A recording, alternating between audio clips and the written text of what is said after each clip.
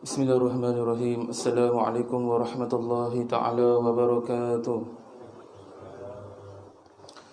إلى حضرة النبي رسول الله صلى الله عليه وسلم ثم إلى روح العالم الأعلم شيخ داود بن شيخ عبد الله بن شيخ إدريس الفاطمي وإلى روح محمد بن إدريس بن عباس بن عثمان بن شافعي وإلى روح أبو الحسن بن إسماعيل الأشعري وإلى روح أبو منصور محمد بن محمود الماتريدي ثم إلى أرواح والدينا ومشايخنا ومعلمنا وذوي الحقوق علينا أجمعين ثم إلى أرواح أموات المؤمنين والمؤمنات والمسلمين والمسلمات أن الله يغفر لهم ويرحمهم ويعلي درجاتهم في الجنة وينفعنا بأسرارهم وأنوارهم وعلومهم ونفحاتهم في الدين والدنيا والآخرة بسر الفاتحة. أعوذ بالله من الشيطان الرجيم. بسم الله الرحمن الرحيم. الحمد لله رب العالمين الرحمن الرحيم مالك يوم الدين إياك نعبد وإياك نستعين اهدنا الصراط المستقيم صراط الذين أنعمت عليهم غير المغضوب عليهم ولا الضالين آمين. Alhamdulillahi Rabbil Alamin wa bihi nasta'in ala umuri dunya wa din wa sallallahu ala sayyidina Muhammadin khatimin nabiyyin wa ala alihi wa sahbihi ajma'in. Allahumma salli ala sayyidina Muhammad al-fatihi lima uliqa wal khatimi lima sabaqa wan nasiril haqqi bil haqq wal hadi ila siratikal mustaqim wa ala alihi wa sahbihi haqqa qadrihi wa miqdarihi al-azim. Allahumma aftah alaina futuhal arifin warzuqna fahman nabiyyin wa ilhamal malaikatil muqarrabin ya hayyu ya qayyum bi rahmatika ya arhamar rahimin. Rabbi shrah li sadri wa yassir li amri wahlul 'uqdatam min lisani yafqahu qawli. Qala musannif rahimallahu ta'ala wa nafa'ana bihi wa bi 'ulumihi fid darain amin.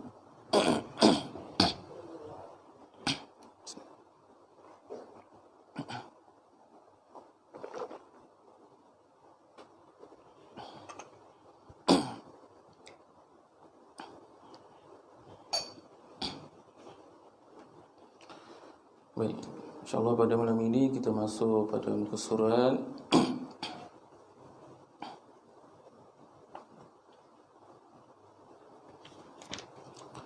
ke surat 143.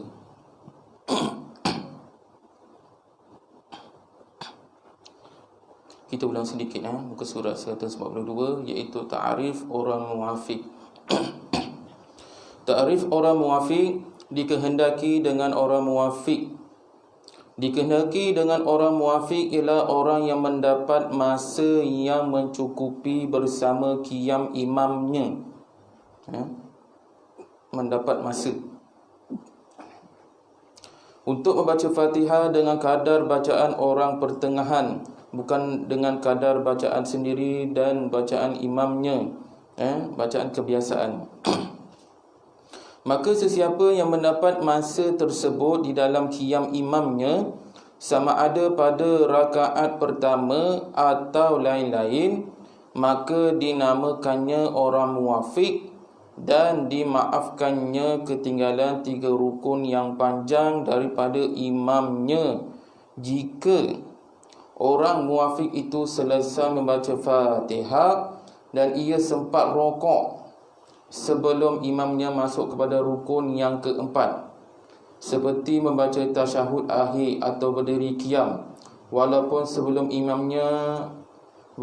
sebelumnya imam mendahului dengan duduk istirahat atau perkara yang menyerupai rukun seperti duduk tasyahud awal, maka makmum itu dapat rakaatnya dan ia hendaklah meneruskan tertib sembahyang dirinya. Contoh,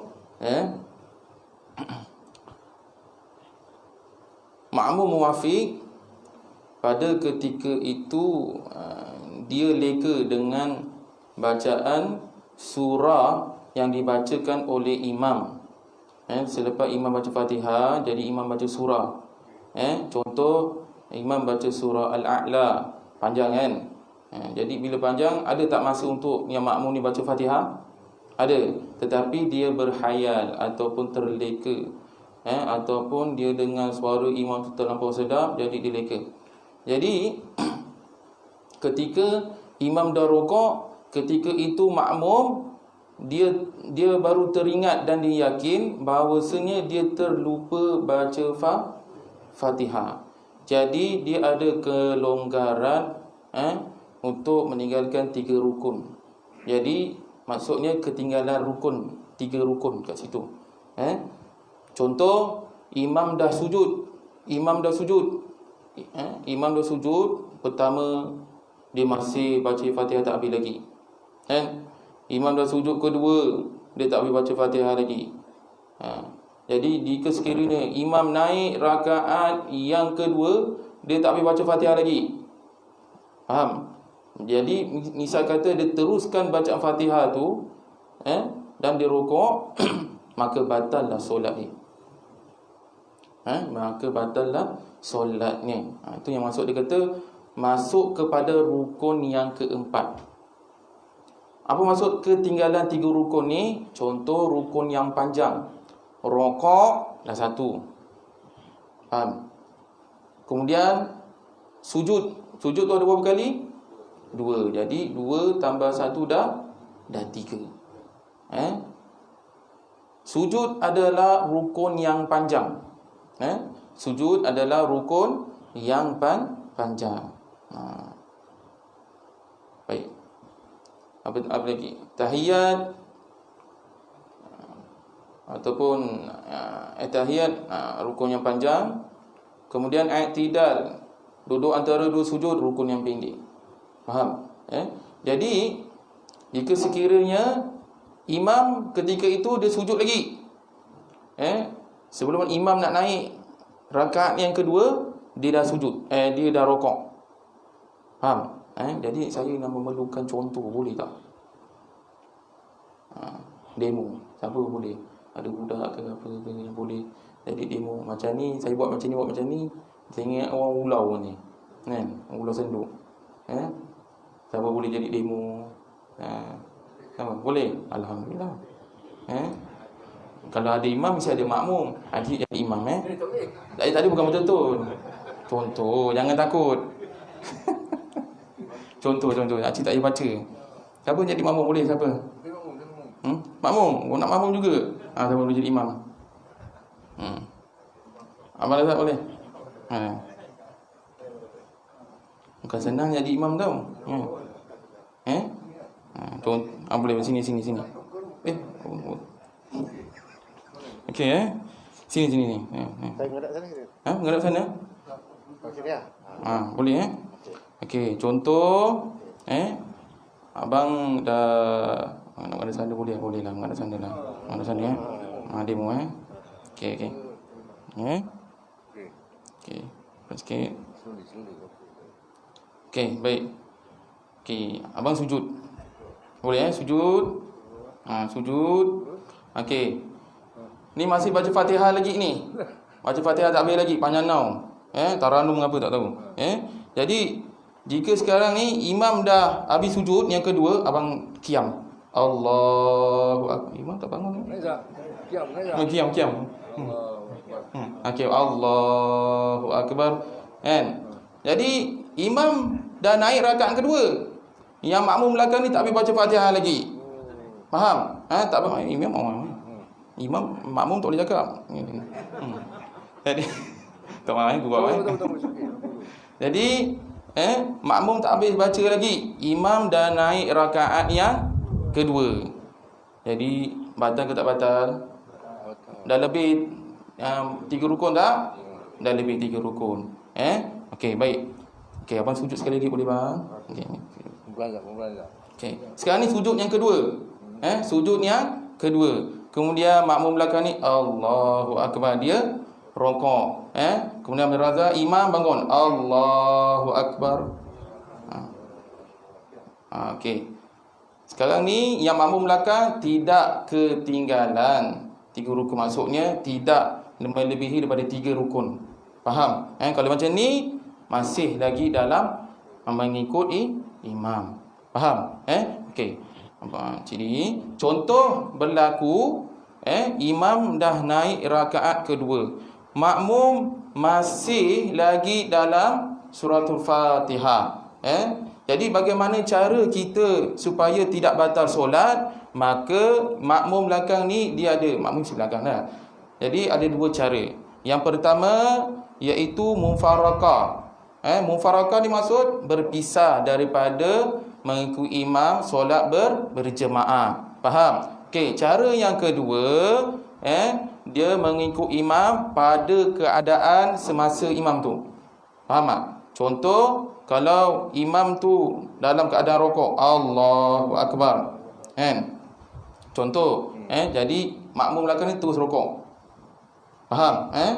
Selesai sahaja, okey, abang terus tahiyat akhir, buat tahiyat akhir, duduk tawarruk, tahiyat akhir, okey, katakan ni pada rakaat yang terakhir, okey, cik, buat rakaat terakhir, okey, tadi cara yang kedua tadi mengikut imam, mengikut keadaan semasa imam tu. Baik. Jika sekiranya imam dah bagi salam, Assalamualaikum warahmatullahi, Assalamualaikum warahmatullahi. Jadi makmum ni kena tambah satu rakaat lagi. Allahu Akbar. Jadi kena teruskan tambah satu rakaat. Faham? Kena tambah satu rakaat. Jelas? Boleh Okey. Jadi kalau misal kata kan, ada barisan depan ni, contoh tak belakang imam lah, ada makmum belah depan lagi pakai kursi ke apa kali kursi tu, belah belakang ni. Jadi kursi, kalau makmum nak duduk atas kursi, dia mesti ikut lain tu. Bukan kaki yang ikut lain, kursi tu ikutlah lain. Boleh? Sini. Kursi kat sini. Kalau kursi tak ikut lain, yang makmum belakang ni tergentak kepala kat kursi, benjol. Jadi kursi belakang pasal kepala kau benjol, pasal tak tahu kursi dia kat tanah belakang. Faham? Macam mana? Oh, demo kursi. Tu kursi. Ajak makmum tu jom. Kejap Kejap Okay, baik. Contoh dia alang-alang lah. Betul lah. Betul okey. Okey. Contoh. Okay, duduk. Mana baris saya? Takkan saya duduk. Okey, sini.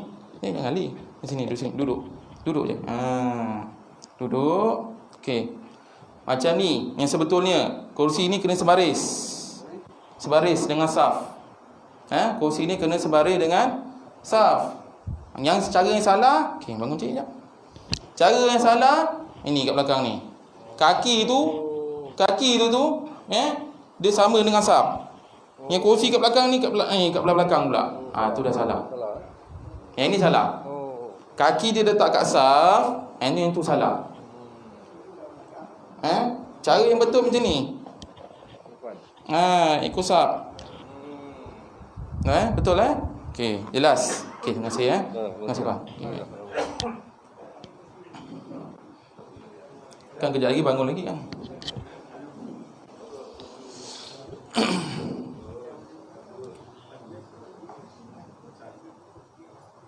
Saya mengajar kat sekolah, biasa guna demo budak-budak pelajar ni, kan.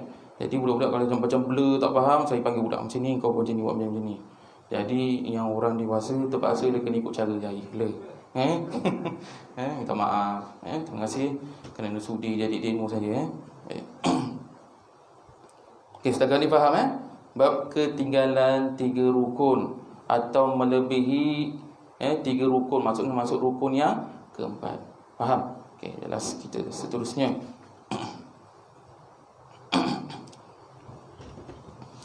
Dan jika imam sudah masuk kepada rukun yang keempat, seperti ia berdiri sampai kepada had qiyam, had qiyam, yang sudah layak untuk membaca Fatihah. Had qiyam macam mana had qiyam ni? Had qiyam betul-betul diri dah, yang layak untuk membaca suratul Fatihah. Baik. Atau ia duduk pada had yang layak membaca tasyahud akhir. pada tasyahud akhir. Contoh, makmum masih pada rakaat yang ketiga, rakaat ni yang keempat, tetapi dia belum turun. Contoh, kita dah rakaat keempat ni, imam dah turun sujud, kemudian makmum ni masih dalam bacaan suratul Fatihah. Sekarang dah rakaat ni yang keempat, ada naik lagi tak? Rakaat keempat, lepas tu lepas sujud ada naik lagi tak? Tak ada qiyam lagi dah. Terus kita baca tahiyat akhir, dan duduk kerana hendak membaca tahiyat akhir. Kemudian apabila imam duduk sahaja tahiyat akhir, maka dia sudah ketinggalan lebih daripada 3 rukun. Yang makmum ni sudah ketinggalan 3 rukun. Faham? Dia tak boleh baca Fatihah lagi. Imam dah sujud, betul? Dia masih tegak lagi ni.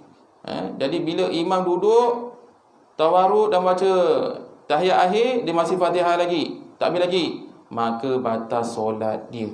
Faham? Jika sekiranya dia tak buat 2 pilihan yang saya ajarkan tadi, betul? Ingat? Baik. Jika sekiranya sebelum imam duduk tahiyat akhir, dia dah rukuk, Allahu Akbar, kemudian imam pun duduk tahiyat akhir, jadi dia masih dalam mengikut imam dalam rakaat lagi. Jelas? Tidak ketinggalan melebihi daripada 3 rukun. Jelas? Baik. Sedangkan makmum yang muafiq itu belum lagi sempurna membaca Fatihah, maka luputlah rakaat itu bagi makmum tersebut, dan tidak lagi dibenarkan mengerjakan tertib sembahyang dirinya kerana sudah luput rakaatnya. Kini makmum tersebut diberi pilihan antara 2 perkara.